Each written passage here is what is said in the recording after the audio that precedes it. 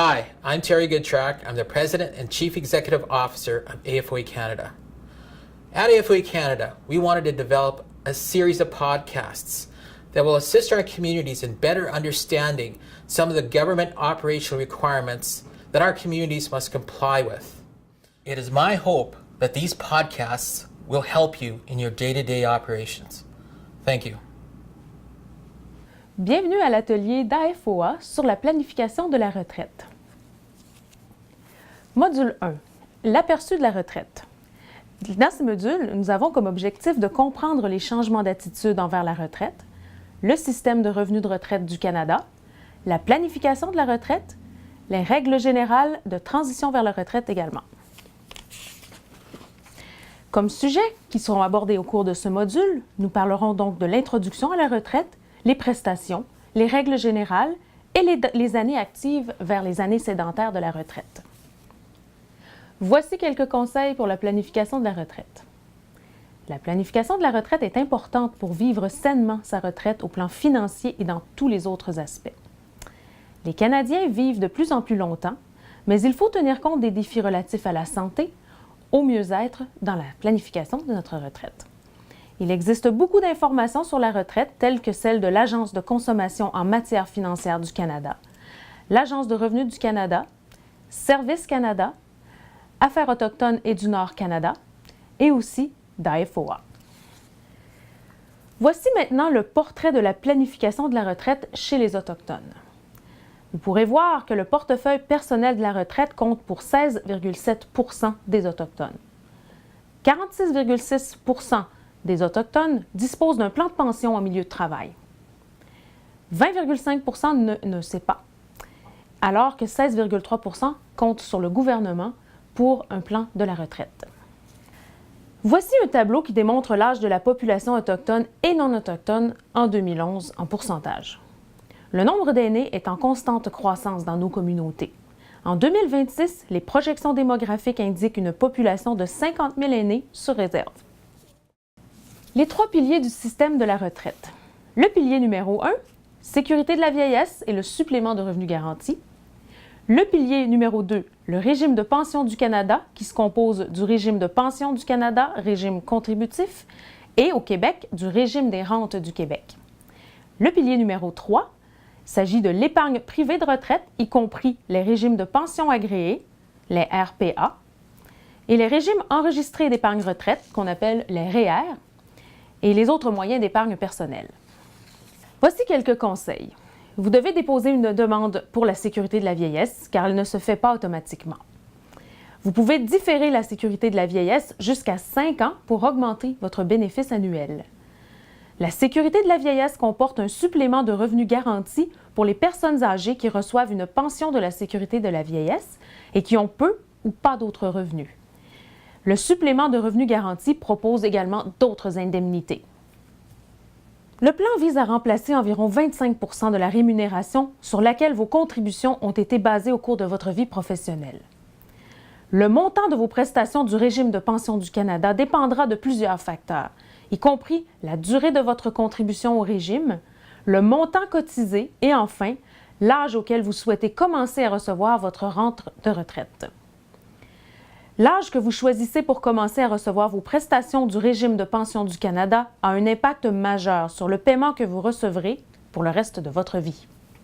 Si vous avez un régime de retraite d'un employeur, il est important de bien comprendre comment il fonctionne, car il existe des différences entre un régime de retraite à prestations déterminées ou un régime de retraite à cotisation déterminée. Si vous êtes employé ou travailleur autonome, peu importe le domaine, que ce soit au Yukon, dans les territoires du Nord-Ouest ou au Nunavut, vous pouvez vous joindre à un régime de pension agréé collectif. Voici la présentation des 4 sauts de la planification de la retraite. Le saut numéro 1, dans lequel on retrouve des liquidités, par exemple de l'épargne ou d'autres produits faciles à liquider, qui pourraient servir par exemple pour des fonds d'urgence. Le saut numéro 2, il s'agit du revenu garanti. On y retrouve les 3 piliers du système de revenus de retraite du Canada.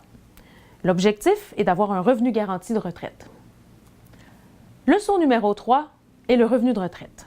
Il s'agit de l'épargne, d'un régime d'épargne de retraite, un CELI ou des investissements. Il s'agit de votre revenu de retraite comme tel. Le saut numéro 4, le LEGS. Assurance vie, REER, action boursière, épargne. Et cet argent peut servir à faire un héritage, un don de charité ou planifier votre succession. Voici un modèle de questionnaire pour voir que contiennent vos 4 sauts de la retraite. Vous pouvez remplir ce tableau et ensuite faire le portrait. En règle générale, pour la planification de la retraite, il est important de commencer à épargner dès maintenant. Il faut économiser environ 15 % par année, 10 % par année pour votre retraite, le fonds d'urgence, prévoir, une assurance vie et, n'oubliez pas, le régime de pension du Canada et la sécurité de la vieillesse. La retraite d'aujourd'hui se déroule en 4 phases. La phase numéro 1 est la pré-retraite, la phase numéro 2, l'interruption de carrière. Il faut compter que 52 % des gens prennent une pause du travail à cette phase. Et cette phase dure en moyenne 2 ans et demi.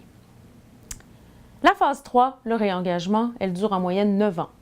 Et on parle ici d'accomplissement, de contribution à des œuvres caritatives, d'atteindre un équilibre de vie ou faire des diverses activités de mérite et de reconnaissance. Et la phase numéro 4, les loisirs.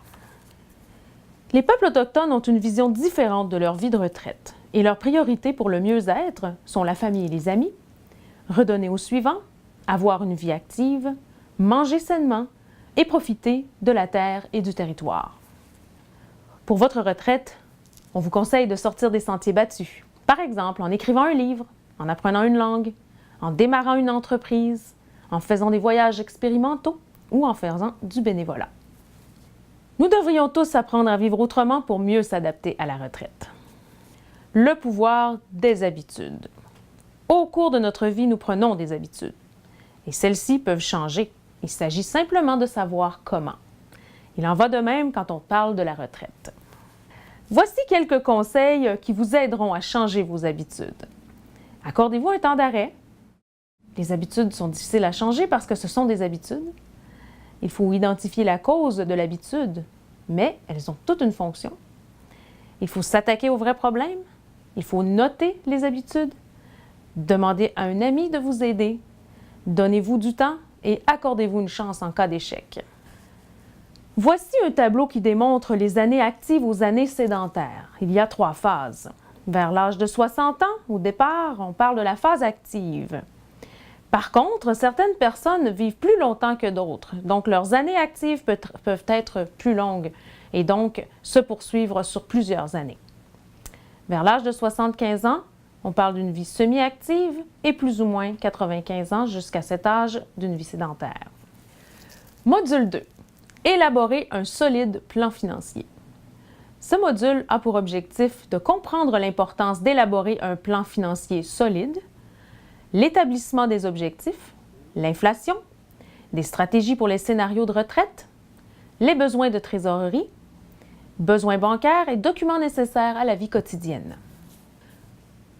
Dans ce module, les sujets principaux abordés seront l'établissement des objectifs, l'élaboration d'un scénario, le besoin de liquidité, les opérations bancaires quotidiennes, comment obtenir l'identification et la documentation nécessaires pour la vie quotidienne, et également l'explication de ce qu'il faut pour faire cette documentation, c'est-à-dire le numéro d'assurance sociale, certificat de naissance, carte d'assurance maladie, etc. L'établissement des objectifs peut se faire selon le mode SMART, c'est-à-dire spécifique, mesurable, atteignable, pertinent et fixé dans le temps. Le tableau suivant démontre l'inflation. L'inflation a une augmentation de 2 % par année depuis l'an 2000. Il faut donc en tenir compte dans la planification de la retraite. Historiquement, les fluctuations ont été plutôt erratiques, tel que le démontre ce tableau. Opération bancaire quotidienne. Quel compte bancaire vous convient le mieux? Il y a un outil interactif que vous pouvez utiliser de l'Agence de la consommation en matière financière du Canada et qui donne les taux d'intérêt, les frais mensuels, les frais de transaction et les services. En ce qui concerne votre identification personnelle et la documentation, voici quelques conseils. L'identification valide. Un permis de conduire au Canada peut être utilisé à des fins d'identification en vertu de la loi provinciale. Un passeport canadien, un certificat de citoyenneté canadienne ou de naturalisation sous la forme d'un document papier ou d'une carte, mais non pas le certificat commémoratif. La carte de résident permanent ou un formulaire de citoyenneté et immigration Canada. Un certificat de naissance émis au Canada. La carte d'assurance sociale émise par le gouvernement du Canada. La carte de la sécurité de la vieillesse émise par le gouvernement du Canada. Le certificat de statut indien émis par le gouvernement du Canada et la carte d'assurance maladie provinciale autorisée à être utilisée à des fins d'identification en vertu des lois provinciales. Tous ces documents peuvent être utilisés à des fins d'identification personnelle. Votre besoin en liquidité. Voici quelques outils qui peuvent vous aider à planifier. Il y a une calculatrice de revenus de retraite que vous pouvez consulter à l'adresse web suivante. Prenez 30 minutes pour remplir. Module 3, sources de revenus. Ce module a pour objectif de faire comprendre le système et les prestations du régime de revenus de retraite du Canada, votre portefeuille de placement et les allocations familiales pour un régime de retraite réussi. Parmi les sujets abordés dans ce module, parlons des prestations du gouvernement, du portefeuille des investissements et des prestations pour enfants. Voici quelques conseils. Planifiez soigneusement votre retraite avec le gouvernement afin de maximiser vos prestations. Utilisez le chercheur en ligne de Prestations Canada pour obtenir une liste personnalisée des programmes et des services fédéraux, provinciaux et territoriaux. L'outil permet de faire des recherches pour les individus autochtones. La sécurité de la vieillesse. Le programme de la sécurité de la vieillesse vous fournit une modeste pension à 65 ans si vous avez vécu au Canada pendant au moins 10 ans. L'âge de la retraite est fixé à 65 ans. Il existe des prestations en vertu du programme de la sécurité de la vieillesse qui incluent la pension de la sécurité de la vieillesse, le supplément de revenu garanti, l'allocation et l'allocation aux survivants. Les détails de la sécurité de la vieillesse. La sécurité de la vieillesse est un paiement mensuel disponible pour la plupart des Canadiens âgés de 65 ans ou plus. Votre historique d'emploi n'est pas un facteur pour déterminer l'admissibilité et il n'est pas nécessaire d'être retraité. Vous payez de l'impôt fédéral et provincial sur le revenu de la pension. Le montant de votre pension de la sécurité de la vieillesse dépend de combien de temps vous avez vécu au Canada après l'âge de 18 ans. Selon votre résidence au Canada, vous pourriez bénéficier d'une pension totale ou partielle de la sécurité de la vieillesse. Il existe 4 types de prestations disponibles dans le programme de la sécurité de la vieillesse. La prestation mensuelle disponible pour tous les Canadiens de 65 ans ou plus qui satisfont aux exigences juridiques de statut et de la résidence. Le paiement mensuel moyen en octobre 2013 était de 520 et 10 sous par mois. Le supplément de revenu garanti. Il s'agit d'une prestation mensuelle disponible pour les aînés canadiens qui reçoivent une pension de la sécurité de la vieillesse et qui ont peu ou pas d'autres revenus. Le paiement mensuel moyen en octobre 2013 était de 500 et 56 sous pour les personnes célibataires. L'allocation. Il s'agit d'une prestation mensuelle disponible pour les Canadiens à faible revenu qui sont admissibles, qui sont âgés entre 60 et 64 ans et qui vivent avec un époux ou un conjoint de fait qui reçoit le supplément de revenu garanti. Le paiement mensuel moyen en octobre 2013 était de 433 et 73 sous. L'allocation aux survivants. Il s'agit de la prestation mensuelle disponible pour les Canadiens à faible revenu qui sont admissibles et qui sont âgés entre 60 et 64 ans et qui sont veufs. Le paiement mensuel moyen en octobre 2013 était de 641 et 87 sous.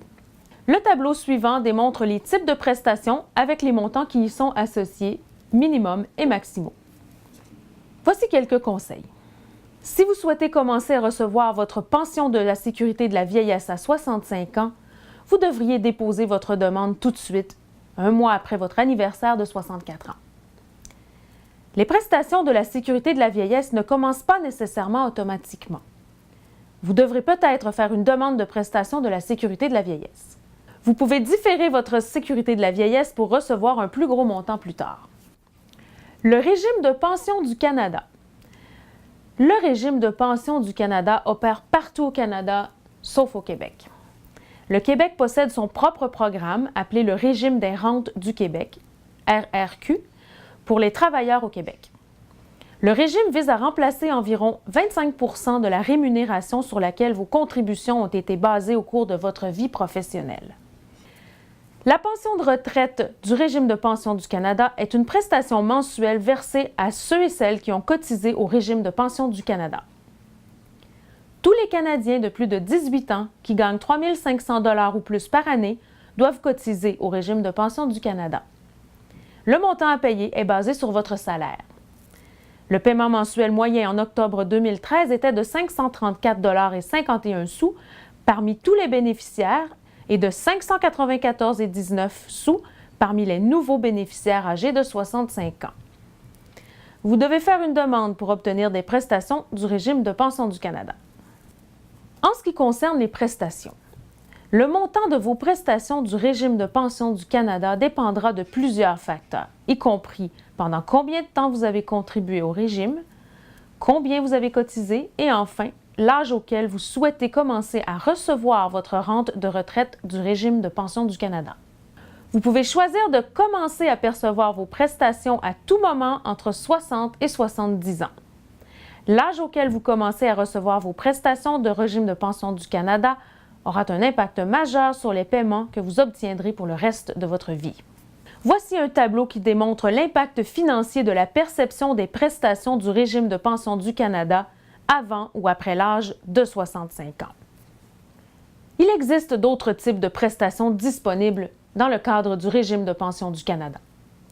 La prestation après retraite du régime de pension du Canada est une nouvelle prestation mensuelle cumulative versée aux personnes qui ont travaillé et cotisé au régime de pension du Canada tout en recevant la pension de retraite du régime de pension du Canada.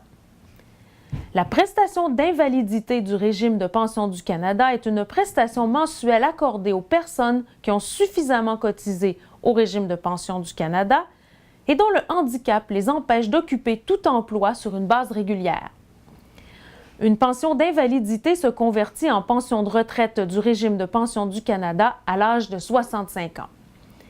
La prestation mensuelle moyenne en octobre 2013 était de 855,49 $.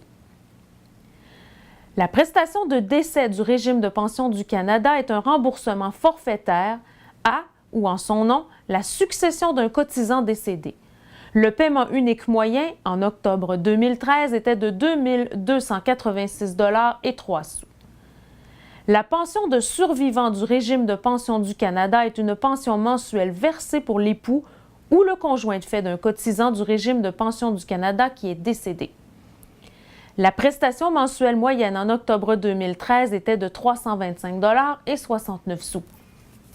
Le plan de pension d'un employeur. Vous pouvez avoir contribué à un régime de retraite parrainé par votre employeur ou à un régime de pension agréé collectif. La rente est plus avantageuse que les prestations du régime public du Canada. Il existe deux principaux types de régimes de retraite d'employeurs. Le régime de retraite à prestation déterminée et le régime de retraite à cotisation déterminée.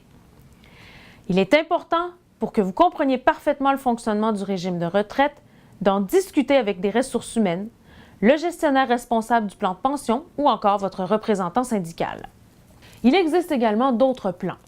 Il existe le régime enregistré d'épargne retraite, le REER, collectif, le régime de pension agréé, les placements et l'épargne retraite personnelle, les régimes enregistrés d'épargne, compte avec report d'impôt, compte d'épargne libre d'impôt, le CELI, des placements non enregistrés, des investissements et également des comptes bancaires d'épargne. Le régime enregistré d'épargne retraite, le REER, existe en 3 phases. Le REER de base individuel, le REER autogéré, le REER de l'époux ou du conjoint de fait. Le compte d'épargne libre d'impôt, le CELI. Le compte d'épargne libre d'impôt est un régime enregistré d'épargne dans lequel vous pouvez contribuer un maximum annuel de 5 000 $ en plus de toute cotisation inutilisée des années précédentes. Il fonctionne de la même manière qu'un compte d'épargne ordinaire, mais il ouvre la porte à un large éventail de types de placements et peut permettre à votre épargne de fructifier sans impôt. N'oubliez pas que le CELI n'est pas aussi souple qu'un compte d'épargne ordinaire. Si vous ne faites pas attention au montant de vos contributions et que vous retirez des fonds, l'Agence du revenu du Canada pourrait vous imposer des pénalités. les placements non enregistrés et les investissements. Un placement non enregistré peut inclure des comptes chèques et des comptes d'épargne, mais aussi des placements financiers tels que les fonds communs de placement, les actions, les obligations, les fonds négociés en bourse, les fiducies de placement immobilier et d'autres.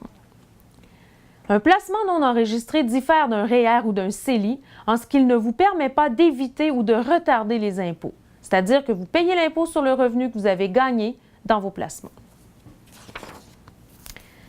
Un compte bancaire d'épargne. Les taux d'intérêt des comptes d'épargne sont généralement très faibles. Le plus souvent, l'intérêt accumulé ne suivra pas le rythme de l'inflation. Voir la section sur l'impact de l'inflation pour plus d'informations. Avoir des enfants. Élever des enfants représente un grand engagement financier et signifie habituellement avoir à vivre avec moins d'argent. Les coûts des couches, des vêtements, de l'équipement pour bébé et de la garderie peuvent rapidement jeter vos plans financiers hors piste et exercer une pression sur votre budget familial. Même si votre enfant est en âge de fréquenter l'école, vous aurez encore des frais de garderie pour le camp d'été ou autres activités. Examinez vos nouvelles responsabilités financières et élaborez-vous un plan pour les gérer et y faire face. Module 4. La planification fiscale. L'objectif est de comprendre la planification fiscale pour la retraite, qui inclut les revenus, les crédits d'impôt, les gains en capital, les successions, l'emploi et l'aide à la production d'une déclaration d'impôt sur le revenu. Parmi les sujets principaux abordés dans ce module, parlons du revenu non gagné, revenu gagné, les crédits d'impôt, l'aide à la production d'une déclaration, les gains en capital, les successions, les implications d'un emploi à temps partiel et temporaire, l'importance et les implications de faire sa déclaration annuelle d'impôt sur le revenu. Voici quelques conseils pour conserver une plus grande partie de votre revenu de retraite. Si votre conjoint ou vous prenez votre retraite sous peu, et si vous avez récemment pris votre retraite, vous aurez des questions au sujet des moyens de tirer le meilleur parti de votre revenu de retraite. Par exemple, vous vous demandez peut-être comment inclure dans votre plan de revenu de retraite des stratégies pour payer moins d'impôts. Comment tirer un meilleur parti de vos prestations gouvernementales? Est-ce que votre conjoint et vous travaillez ensemble pour payer moins d'impôts en tant que couple? Comment pouvez-vous minimiser la possibilité de voir votre sécurité de la vieillesse récupérée? Voici des stratégies faciles pour payer moins d'impôts à la retraite. Partagez votre revenu. Lorsque votre conjoint et vous égalisez votre revenu de retraite, vos impôts diminuent. Retirez vos actifs dans le bon ordre afin de maximiser l'efficience fiscale. Comprenez comment les différents types de revenus de placement sont imposés et consentez un prêt à votre conjoint si il ou elle gagne moins de revenus. Voici deux types de revenus, le revenu non gagné et le revenu gagné. Le revenu non gagné est un type de revenu qui peut inclure des revenus ou des fonds qui sont tirés d'intérêts, de dividendes, d'investissements ou de gains en capital, contrairement au revenu qui est gagné en travaillant pour un salaire ou des honoraires ou pour autres. Un revenu de placement est tiré d'investissements tels que les intérêts, les dividendes et les gains en capital. Le revenu gagné provient d'un salaire, d'honoraires, de pourboires, de travaux, de services et du bénéfice net d'un travail indépendant. Un revenu de placement, tel que les dividendes et les intérêts, n'est pas considéré comme un revenu gagné. Les crédits d'impôt. Vous pouvez également bénéficier de crédits des provinces ou des territoires en plus de vos crédits fédéraux. Les gouvernements provinciaux et territoriaux élaborent leurs politiques et leurs lois fiscales. L'Agence du revenu du Canada perçoit et gère les impôts sur le revenu des individus pour les gouvernements, à l'exception de la province de Québec. L'Agence du revenu du Canada administre également divers programmes provinciaux et territoriaux. Les crédits d'impôt fédéraux pour les aînés et autres considérations fiscales. Nous allons voir les points le montant en raison de l'âge, le montant pour revenu de pension, le partage de la pension et le partage du revenu de pension. Vous pourriez également être admissible à d'autres crédits d'impôt, par exemple les dépenses médicales, le crédit d'impôt pour personnes handicapées, des montants pour les aidants familiaux. Et n'oubliez pas de vérifier votre admissibilité au crédit d'impôt similaire offert par votre province ou votre territoire. La réduction de la pension de la sécurité de la vieillesse pour les aînés ayant un revenu élevé.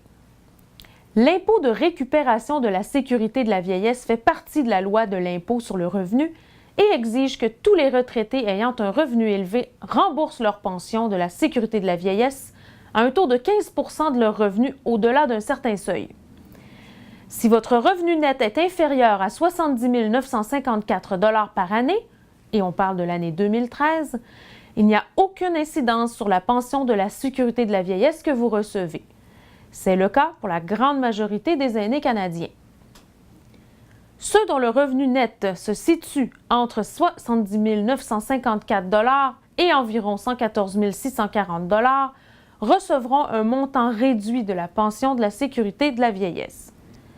L'impôt de récupération de la sécurité de la vieillesse représente 15 % de la différence entre votre revenu et le seuil de remboursement de la sécurité de la vieillesse, qui est de 70 954 $ par année.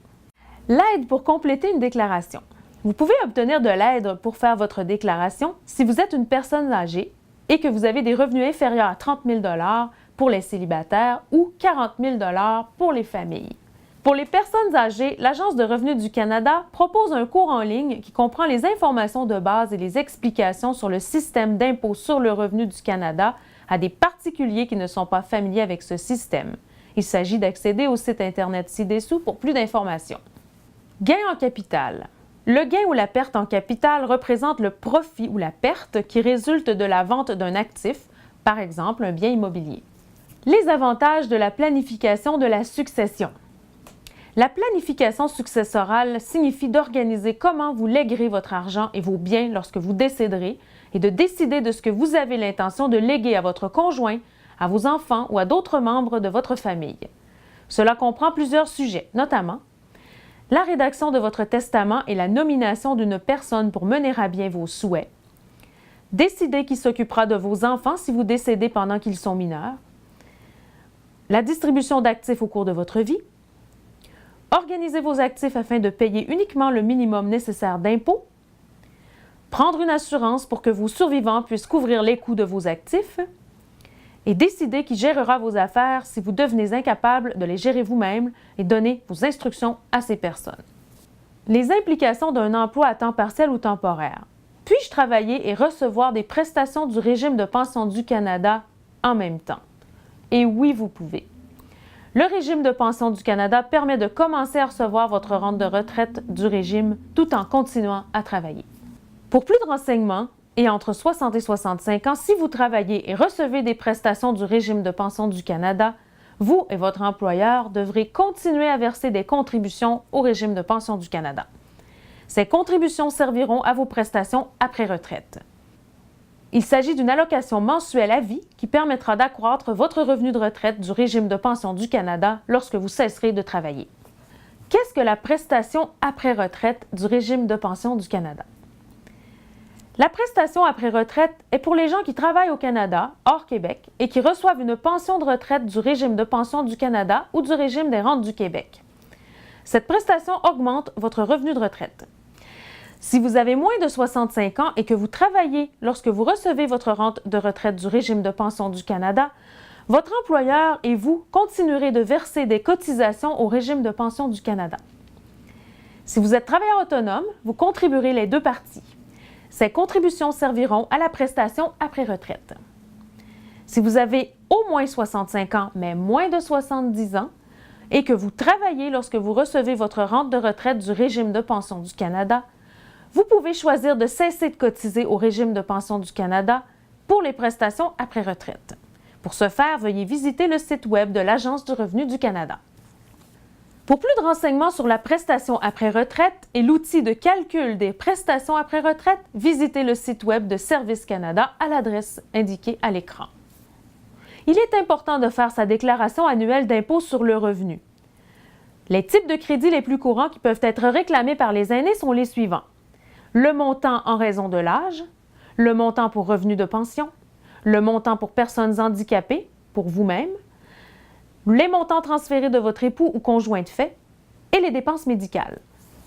Apprenons l'impôt est un cours en ligne qui est conçu pour tous ceux et celles qui veulent en apprendre davantage sur le régime fiscal canadien et sur la façon de produire une déclaration de revenus et de prestations simple.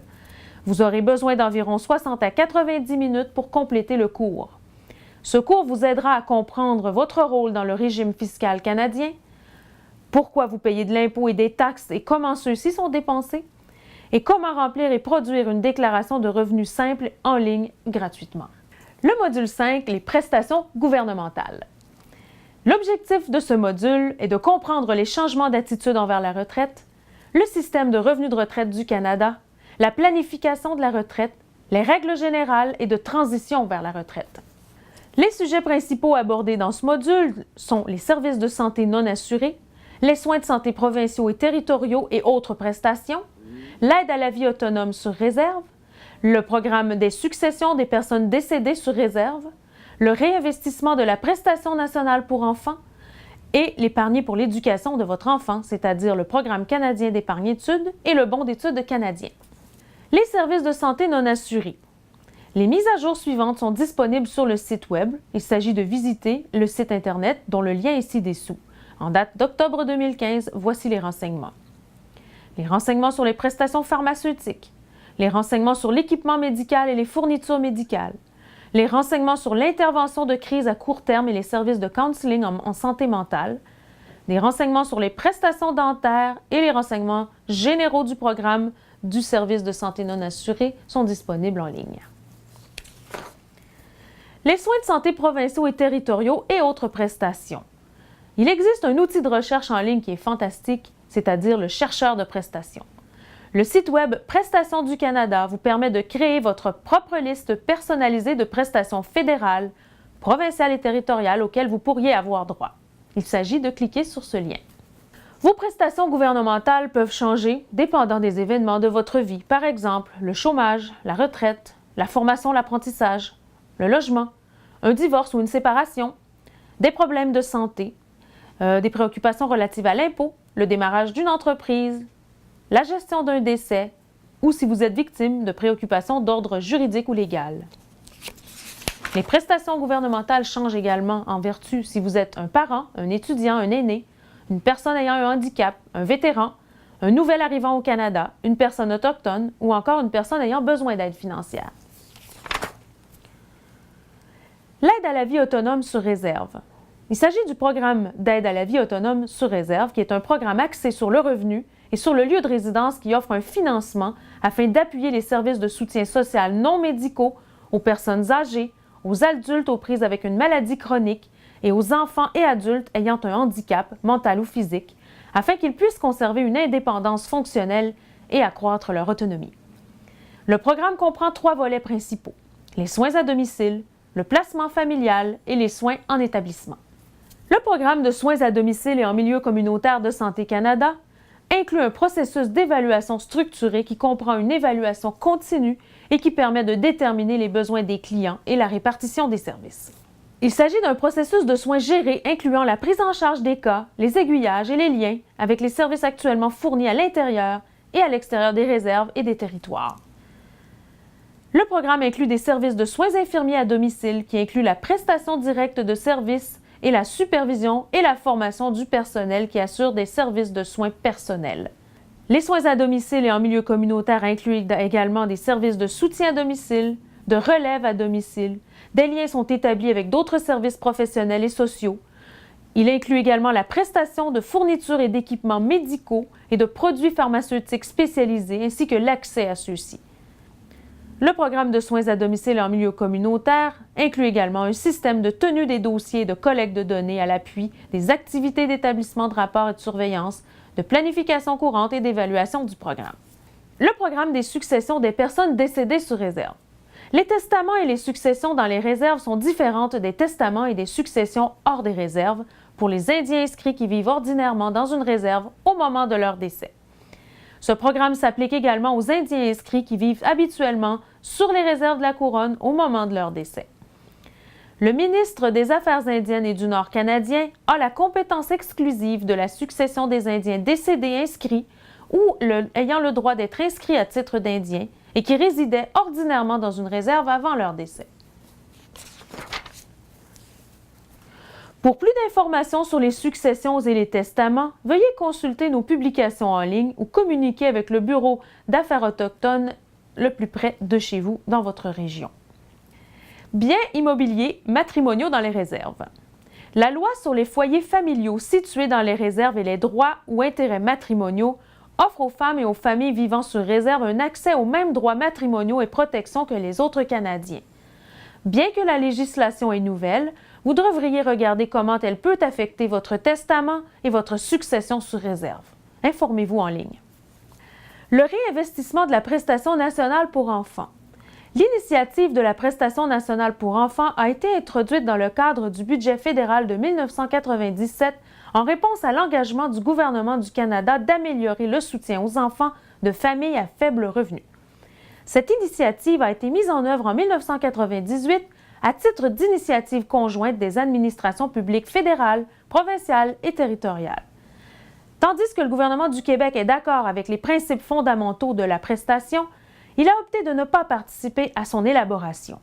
La politique familiale du Québec est conforme avec celle de la prestation nationale pour enfants et les projets du REPNE des Premières Nations sont en vigueur dans les réserves au Québec. Pour plus d'informations, visitez le site Internet d'Affaires autochtones et du Nord-Canada. Le réinvestissement de la prestation nationale pour enfants est une composante de l'initiative plus large de la prestation nationale pour enfants. La prestation nationale a deux composantes. Une composante de prestation financière versée directement aux particuliers, par exemple la prestation nationale pour enfants du Canada, et une composante de réinvestissement, qui est le réinvestissement de la prestation nationale pour enfants et qui permet d'offrir des services communautaires de soutien pour les enfants des familles à faible revenu. Module 6, assurance. L'objectif de ce module est de parler de l'assurance vie, qui est une option à la retraite pour rembourser des dettes, payer les impôts, couvrir les frais funéraires et la succession pour les bénéficiaires, etc. Dans ce module, nous couvrirons les sujets principaux de l'assurance vie et de l'assurance soins de longue durée pour le conjoint. Pour l'assurance vie, voici une courte liste des utilisations possibles de l'assurance vie. Pour payer des dettes, payer les impôts au décès, pour couvrir les dépenses funéraires et les frais légaux, pour offrir un revenu aux personnes à charge, pour la succession des bénéficiaires, pour équilibrer votre succession lorsque les choses ne peuvent pas être divisées, pour aider une entreprise à demeurer viable et faire des dons à des organismes de bienfaisance et communautaires. L'assurance soins de longue durée pour le conjoint. Les soins de longue durée s'adressent aux personnes ayant une maladie physique ou chronique prolongée, une invalidité ou un trouble cognitif. On a constaté un besoin croissant pour de l'aide aux personnes atteintes de troubles cognitifs tels que la maladie d'Alzheimer et d'autres formes de démence. Les soins de longue durée mettent l'accent sur les soins plutôt que sur un traitement de guérison.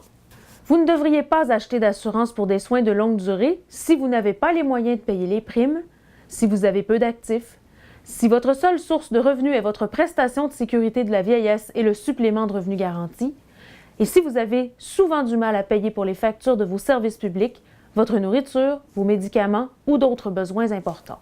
Module 7. Planification de la succession. L'objectif de ce module est de comprendre l'importance d'avoir un testament et de prendre des décisions concernant les funérailles, d'avoir une procuration en cas d'incapacité, de comprendre les implications fiscales pour les légataires vivants, de comprendre les frais d'homologation et de gérer les conflits familiaux. Les sujets principaux que nous aborderons seront les testaments, la procuration, les frais funéraires, les implications fiscales pour les légataires vivants, les frais d'homologation, la gestion des conflits familiaux et un aide-mémoire. Voici quelques conseils. Pour les cas complexes ou les successions compliquées, vous pourriez avoir besoin d'un avocat, de votre institution financière, d'un planificateur financier ou d'un professionnel qui s'y connaît en matière de succession. Commencez à planifier dès maintenant. Il existe d'excellents outils d'information en ligne de l'Agence de consommation en matière financière du Canada et d'Affaires autochtones et du Nord canadien pour les Premières Nations sur et hors réserve. Il existe un document d'information en ligne sur le site d'Affaires autochtones et du Nord canadien qui vise à trouver l'information tirée de la loi sur les Indiens au sujet de l'administration de la succession d'un Indien qui, au moment de son décès, résidait dans une réserve ou sur des terres de la couronne. Vous pouvez consulter en ligne ce fascicule. Les testaments. Qu'est-ce qu'un testament et comment puis-je le faire? Un testament est un document qui laisse savoir ce que vous voulez faire avec vos biens, votre succession, après votre décès. Rédiger son testament vise 2 principaux objectifs. Il faut documenter vos intentions en ce qui concerne le choix des bénéficiaires de vos actifs et nommer l'exécuteur testamentaire. Pour les Premières Nations qui vivent dans les réserves, un testament valide doit être fait par écrit. Vous pouvez soit l'écrire vous-même ou utiliser l'un des formulaires disponibles provenant de diverses sources. Il doit être signé par vous. Il doit indiquer vos volontés en ce qui concerne la disposition de vos actifs et il doit stipuler qu'il prend effet après votre décès. Un testament pourrait réduire l'implication des fonctionnaires des ministères dans vos affaires personnelles. Ils peuvent éviter un retard dans le règlement de la succession. Un testament peut faire du règlement de votre succession une question plus personnelle. Il peut aider à éviter les conflits familiaux en exprimant vos intentions clairement. Et il peut protéger les coutumes et traditions qui doivent être passées à vos proches. Voici donc certains éléments qui peuvent vous aider à préparer un testament. Une liste des noms et adresses complètes de vos bénéficiaires. Une liste de tous vos actifs, biens immobiliers ou mobiliers. Ces actifs peuvent inclure une licence commerciale ou des animaux. Une liste de toutes vos dettes et l'emplacement de vos comptes bancaires et autres avoirs, des indications sur la répartition de vos actifs et une liste d'articles spéciaux que vous souhaitez donner à des personnes spécifiques et le nom de la personne qui sera votre exécuteur testamentaire. Signez une procuration. Un plan successoral complet comprend la planification pour une possible maladie, un accident ou un autre handicap qui peut vous laisser incapable de gérer vos affaires financières ou vos soins médicaux personnels. Une procuration est un document juridique qui autorise une personne à gérer vos affaires financières pour la durée de votre vie. Dans certaines provinces et certains territoires, il est maintenant possible de faire une procuration pour les soins personnels, ce qui vous permet de nommer une personne pour prendre des décisions en votre nom concernant l'alimentation, l'hébergement, les vêtements et le consentement à un traitement médical ou encore la retenue de traitement si vous devenez incapable de le faire. Dans tous les cas, une procuration prend fin à votre décès, date à laquelle votre testament prend effet. Nommez un exécuteur. L'exécuteur testamentaire est une ou plusieurs personnes ou un professionnel de l'immobilier, c'est-à-dire une société de fiducie, nommé dans votre testament pour administrer vos biens après votre décès. L'exécuteur testamentaire est également chargé d'exécuter d'autres fonctions importantes, telles que faire les arrangements funéraires, s'adresser à la Cour pour l'homologation du testament, préparer des déclarations finales d'impôts, payer toute taxe impayée et obtenir les attestations fiscales de l'Agence du revenu du Canada. Vous devriez choisir un exécuteur testamentaire qui possède les bonnes qualifications pour réaliser les volontés que vous avez inscrites dans votre testament. Révisez régulièrement votre testament. Il est important de revoir votre plan successoral régulièrement et assurez-vous qu'il répond à vos besoins et à vos souhaits. Vous pouvez envisager de changer vos volontés si, par exemple, il y a la naissance d'un enfant, un divorce, un changement de résidence, le décès d'une personne mentionnée dans votre testament ou si vous avez acquis de nouveaux biens de valeur. Si votre succession est régie par la loi sur les Indiens et que vous faites des changements sans l'assistance d'un avocat, vous devriez toujours inscrire vos initiales à côté des modifications ou des ajouts et faire signer par un témoin. Conservez tout document important dans un endroit sûr. Si vous choisissez de conserver votre testament original, placez-le dans un endroit sûr comme un coffret de sûreté, une boîte résistant au feu, dans un endroit sécuritaire à la maison ou dans un coffre-fort au bureau du conseil de bande. Vous devriez informer un membre de la famille, votre exécuteur testamentaire ou une personne de confiance du lieu où est conservé votre testament afin que vos dernières volontés puissent être réalisées. Le fait de prendre ces mesures et de savoir que vos affaires sont dans l'ordre peuvent aider à assurer la tranquillité d'esprit à toutes les parties concernées. Les frais funéraires. Les frais funéraires varient selon le type de funérailles. Il y a plusieurs facteurs qui influencent le coût, incluant au minimum ce qui suit. Transporter le corps d'une personne décédée, remplir et déposer l'enregistrement d'un décès et obtenir un permis d'inhumation ou d'incinération. Dans la planification de vos obsèques, les coûts peuvent être défrayés en totalité ou en partie de plusieurs façons. Par un plan prépayé, par une épargne pour funérailles, une assurance. Certaines Premières Nations ont des politiques liées aux frais d'obsèques. Il arrive également que les coûts funéraires protocolaires et d'inhumation soient défrayés pour les membres des forces armées régulières et de réserve. Planifiez de votre vivant. Moins d'argent pourrait aller à vos proches. Sans planification, il pourrait coûter plus cher de régler votre succession, surtout si vous avez de l'épargne et des propriétés. Vos légataires vivants pourraient avoir à payer davantage de taxes et de frais de succession. Pour des renseignements sur l'héritage et l'impôt au Canada, qu'est-ce que l'impôt successoral? Au Canada, il n'y a pas d'impôt successoral. L'Agence du revenu du Canada traite plutôt la succession comme une vente, sauf si l'époux ou le conjoint de fait survivant hérite ou certaines exceptions sont possibles. Cela signifie que la succession doit défrayer les taxes dues au gouvernement plutôt que les héritiers. Au moment où la succession est réglée, un héritier ne devrait pas avoir à se soucier des taxes. Y a-t-il de l'impôt sur le décès au Canada? Non, il n'y a pas d'impôt sur le décès ni de taxe successorale au Canada. Au Canada, aucune taxe successorale n'est exigée des bénéficiaires. C'est la succession qui paie l'impôt dû au gouvernement. Comment fonctionnent les lois portant sur les droits successoraux au Canada? Quand une personne meurt, son représentant successoral doit soumettre une déclaration de revenus pour personne décédée ou déclaration finale.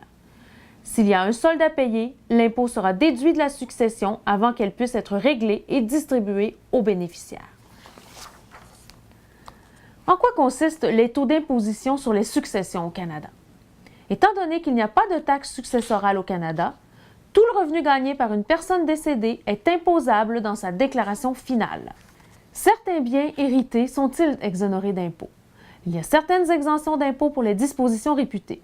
Parmi ces dernières, mentionnons l'exemption pour résidence principale et l'exonération cumulative des gains en capital.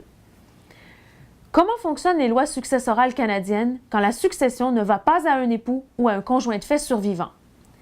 On considère que la personne décédée a vendu tous ses biens en immobilisation à leur juste valeur marchande immédiatement avant le décès.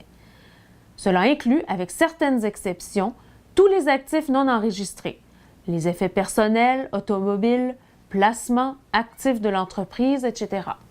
Frais d'homologation. L'homologation est une procédure juridique par laquelle le testament d'une personne décédée est validé par les tribunaux. Les frais varient d'une province à l'autre et dans la plupart des cas, ces droits sont basés sur un pourcentage de la valeur de la succession. Voir le manuel pour les frais d'homologation applicables par province et territoire. Certains actifs détenus par la personne décédée sont exclus de la succession à des fins d'homologation. Ceux-ci incluent normalement les actifs détenus en copropriété avec droit de survie, les produits d'assurance et les comptes enregistrés, par exemple le fonds enregistré de revenus de retraite ou le régime enregistré d'épargne retraite, dont les bénéficiaires sont identifiés. Gérer les conflits familiaux. Des conflits familiaux peuvent survenir pour plusieurs raisons quand il s'agit d'une succession. Au cours du processus de planification de votre succession, si les conflits peuvent être anticipés ou possibles, vous devriez envisager des moyens de gérer ou de contourner ces conflits. Distribuer votre succession avant ou après votre décès a ses forces et ses faiblesses. Les conflits sont parfois inévitables, alimentés par la douleur, le sentiment de perte et le chagrin. La voie de la guérison est un cycle. Il faut en parler, écouter, apprendre, prendre la voie de la guérison pour ensuite guérir. En guise d'aide-mémoire et pour répondre à vos questions sur la planification successorale, visitez la page sur les testaments et la planification successorale du site web du Fonds d'éducation des investisseurs indiqué à l'écran.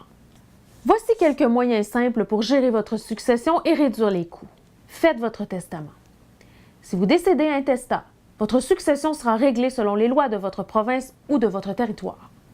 Les frais d'homologation ou honoraires légaux applicables seront plus élevés et vos proches pourraient être en devoir de les assumer. Nommez des bénéficiaires. Lorsque vous achetez une assurance vie ou que vous ouvrez un compte d'épargne retraite, nommez le bénéficiaire à qui vous souhaitez léguer l'argent en cas de décès. Vous pouvez également nommer un bénéficiaire substitut au cas où votre premier choix décède avant vous. Vous pouvez réduire les coûts de la succession si vous nommez comme bénéficiaire votre époux ou votre conjoint, un enfant à charge âgé de moins de 18 ans, un petit enfant ou, dans certains cas, un enfant adulte handicapé. Voici quelques moyens simples pour gérer votre succession, encore une fois pour en réduire les coûts. Planifiez vos funérailles.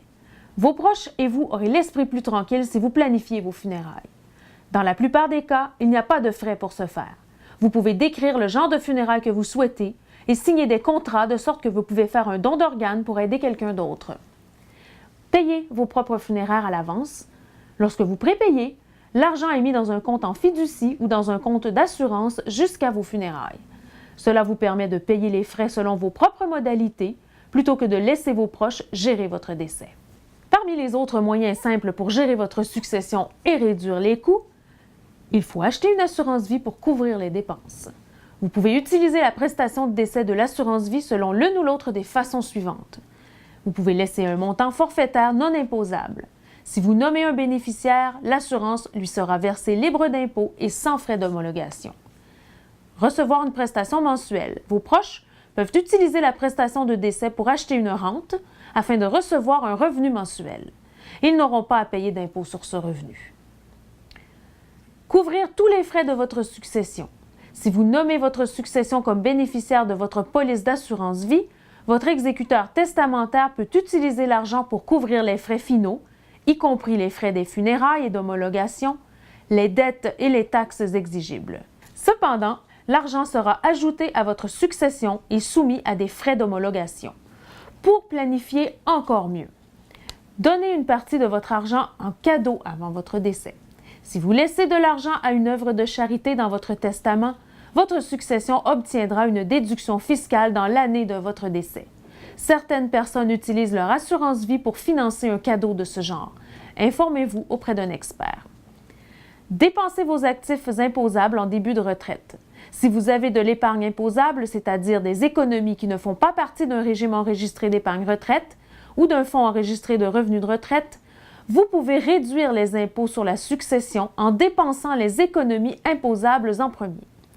Si votre époux ou conjoint de fait est le bénéficiaire d'un régime enregistré et moyennant certaines conditions, l'argent lui sera versé sans impôts ni frais d'homologation. Profitez des cotisations finales à un REER. Avec certains REER, vous pouvez demander à votre exécuteur testamentaire d'ajouter l'argent dans un compte REER au profit de votre conjoint jusqu'à 60 jours après votre décès. Cela peut se transformer en revenu imposable en un investissement non imposable. Il y aura donc moins d'impôts et des frais moins élevés pour votre succession. AFOA Canada a créé une série sur la littératie financière appelée Planification de la succession à l'intention des Premières Nations du Canada. Les 2 premiers articles sont les suivants. Le financement des études postsecondaires et régime d'épargne pour les étudiants autochtones, régime de pension du Canada, aperçu de la pension de retraite à l'intention des Premières Nations. Le dernier article compte sur la planification de la succession à l'intention des Premières Nations du Canada. Module 8. Autres considérations et options. L'objectif de ce module est de prendre conscience de la possibilité de fraude et d'abus, planifier les événements imprévus de la vie et choisir un planificateur financier ou un conseiller. Les sujets principaux de ce module seront les aînés et la fraude financière, choisir un planificateur financier ou un conseiller, l'abus envers les aînés et les événements imprévus. Voici quelques conseils. Il faut prendre conscience des moyens de vous protéger contre les fraudes et les abus. Un planificateur financier ou un conseiller peut vous aider à comprendre les règlements compliqués liés à l'investissement pour la retraite. Planifier les événements imprévus afin d'y faire face financièrement et émotionnellement pendant la retraite est un conseil. En général, la fraude financière implique l'usage de la malhonnêteté pour inciter quelqu'un à perdre de l'argent. Il peut s'agir de mensonges, de ruses et d'autres pratiques malhonnêtes. Au quotidien, nous faisons face à des escroqueries par Internet ou par téléphone. Il est important de savoir que si ces escrocs ne travaillaient pas, ils feraient banqueroute et nous ne recevrions aucun de leurs courriels ni d'appels. La fraude financière peut prendre différentes formes. En voici quelques-unes. Le vol d'identité, la fraude par carte de crédit, le stratagème à la Ponzi, les fausses loteries, par exemple un faux concours offrant une croisière comme prix, stratagème d'achat partagé, de fausses œuvres de charité, où on vous fait des demandes de dons de la part d'organismes de bienfaisance qui n'existent pas. Le stratagème de la lettre nigérienne, demande d'utilisation d'un compte bancaire pour sortir de l'argent d'un pays étranger. Des escroqueries par Internet et par téléphone. Voici quelques exemples concrets de l'exploitation financière des aînés. La mauvaise utilisation ou le vol des avoirs, des biens ou d'argent, souvent à partir de comptes bancaires conjoints ou par une mauvaise utilisation de la procuration signée par une personne âgée. Prendre l'argent d'une personne âgée ou encaisser ses chèques sans sa permission. Imiter la signature d'une personne âgée ou altérer des documents pour obtenir la permission d'accéder ou de disposer de ses biens. Dons monétaires involontaires, par exemple des dons faits sous la contrainte, sous la menace ou selon des modalités non conformes, etc. Voici quelques conseils pour éviter d'être victime d'une fraude. Conservez vos documents personnels importants tels que votre certificat de naissance, votre numéro d'assurance sociale et votre passeport dans un endroit sûr et sécuritaire. Ne les transportez pas avec vous si vous n'en avez pas besoin. Ne divulguez jamais vos renseignements personnels tels que votre numéro de carte de crédit, votre numéro de compte bancaire ou votre numéro d'assurance sociale au téléphone, à la porte ou sur Internet, à moins qu'il ne s'agisse d'une personne de confiance que vous connaissez.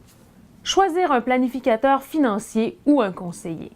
Travaillez avec un planificateur financier ou un conseiller, car investir peut être compliqué et beaucoup de gens n'ont tout simplement pas le temps d'acquérir les connaissances ni la confiance nécessaire pour investir efficacement eux-mêmes. Un planificateur financier ou un conseiller peut les aider. Comment choisir un planificateur financier ou un conseiller? Les termes planificateur financier et conseiller financier sont largement utilisés. En effet, toute personne à l'extérieur de la province de Québec peut se déclarer planificateur financier ou conseiller. Ce qui distingue certains d'entre eux est leur diplôme, ainsi que la formation et les qualifications ou désignations professionnelles qu'ils détiennent. Le conseiller est-il inscrit? La loi oblige les vendeurs de fonds communs de placement, d'actions et d'obligations à avoir une formation complète et à s'inscrire auprès d'un organisme de réglementation provinciale ou territoriale. Pour vérifier l'inscription d'un conseiller ou d'une société de placement, il suffit de consulter le site Web des autorités canadiennes en valeurs mobilières et d'utiliser le moteur de recherche national de renseignement sur l'inscription. Mesures disciplinaires. Vous pouvez vérifier si un conseiller ou une société a déjà fait l'objet d'une mesure disciplinaire en consultant les sites Web suivants. Le site Web de l'Organisme canadien de réglementation du commerce et des valeurs mobilières. Obtenez, grâce à ce site Internet, les renseignements sur les antécédents, les qualifications et le dossier disciplinaire des conseillers œuvrant dans les sociétés régies en produisant un rapport sur les conseillers. L'Autorité canadienne des valeurs mobilières contient une liste des personnes sanctionnées. Il y a également le site Internet de l'Association canadienne des courtiers de fonds mutuels, qui est un organisme d'autoréglementation en ce qui concerne les conseillers autorisés à vendre principalement des fonds mutuels. Vous pouvez effectuer une recherche dans les audiences disciplinaires en cours et antérieures. Investir vous-même. Vous pouvez investir vous-même si vous croyez avoir une bonne connaissance du domaine et si vous avez le temps de suivre l'évolution des marchés financiers. Les novices ont probablement intérêt à travailler avec un conseiller. Voici une référence Internet, laquelle vous pouvez consulter. Les coûts moyens pour se doter d'un conseiller financier se retrouvent dans le tableau suivant. Protéger les aînés du Canada. L'amélioration de la littératie financière des aînés et des personnes approchant de l'âge de la retraite est une étape importante pour aider ce segment de la population canadienne à se préparer en vue des défis financiers qui les attendent. Par ailleurs, cette étape favorisera leur bien-être général et aura une influence positive sur l'économie dans son ensemble. Le gouvernement du Canada a déjà entrepris des mesures pour défendre les droits des aînés dans l'adoption de la loi sur la protection des personnes âgées au Canada en décembre 2012. Il a également élaboré des produits d'information pour la lutte contre les mauvais traitements envers les aînés qui se trouvent sur aînés.gc.ca. De plus, il a élaboré un ensemble de documents pour aider les personnes approchant l'âge de la retraite à s'y préparer et les aînés à gérer leurs finances durant leur retraite. On trouvera des renseignements offerts par l'Agence de la consommation financière du Canada sur des événements importants de la vie, comme la planification de la retraite et la vie à la retraite, et sur le site s'informercestpayant.gc.ca. Les événements imprévus. Cet atelier vous prépare financièrement et personnellement à des événements inattendus, par exemple le chômage, la retraite, la formation, l'apprentissage, le logement, un divorce, une séparation, des problèmes de santé, des préoccupations relatives à l'impôt, le démarrage d'une entreprise, un décès ou encore des préoccupations d'ordre juridique et légal. Les 4 sauts de la retraite vous aident à vous préparer financièrement aux événements imprévus durant la retraite. Vous pouvez vous référer à la section sur les 4 sauts de la planification de la retraite à 1.3. Merci.